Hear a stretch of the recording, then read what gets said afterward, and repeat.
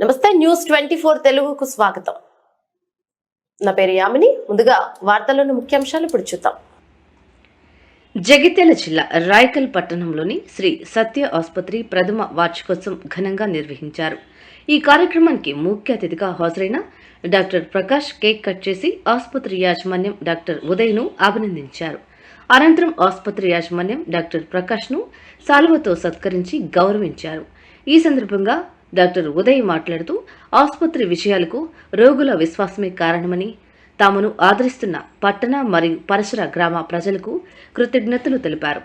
ఈ కార్యక్రమంలో ఆసుపత్రి యాజమాన్యంతో పాటుగా సిబ్బంది పాల్గొన్నారు.